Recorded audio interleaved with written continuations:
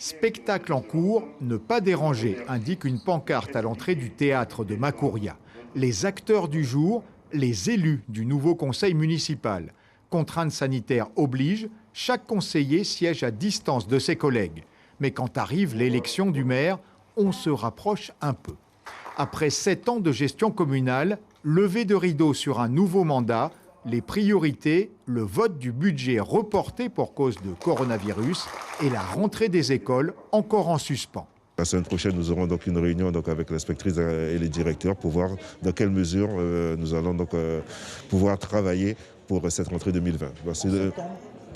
On ne sait pas exactement, puisque comme le virus, je ne le contrôle pas, personne ne le contrôle, on ne sait pas dans combien de temps il va disparaître. Donc il y a un travail à faire là-dessus, mais il faut se préparer. Voilà.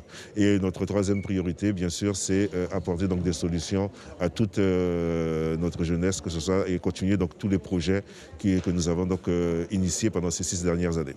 Directrice d'école de profession, Monique Azer est élue première adjointe, déléguée à la culture, au patrimoine et au tourisme. Développer le tourisme à Macouria, c'est une commune qui est en plein développement, donc il y a tout à faire en matière de tourisme.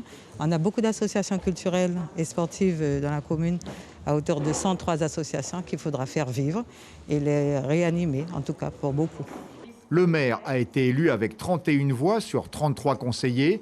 Le groupe d'opposition de Thierry Louis compte 4 élus. Ils ont voté pour le maire sortant. Force est de constater, la population a désigné Gilles Adelson. Donc nous suivons la population, nous jouons le jeu, de façon à ce que, dès le départ, nous montrions que nous ne sommes pas venus pour se bagarrer. Même état d'esprit pour l'autre groupe d'opposition qui compte 3 élus. Emmanuel Prince, son chef de file, a voté blanc pour l'élection du maire. Et il a fait une proposition en lien avec la crise sanitaire. Pourquoi donc ne pas mettre en place cette commission spécifique nous permettant de réfléchir, d'apporter des solutions et surtout s'il s'agit d'urgence. Une telle cellule était en projet. Elle sera créée à la fin de la semaine, selon le maire. 9 adjoints épauleront le premier magistrat dans sa mission et 6 conseillers désignés avec des délégations. Suivez l'info sur Guyana Première, télé, radio et Internet.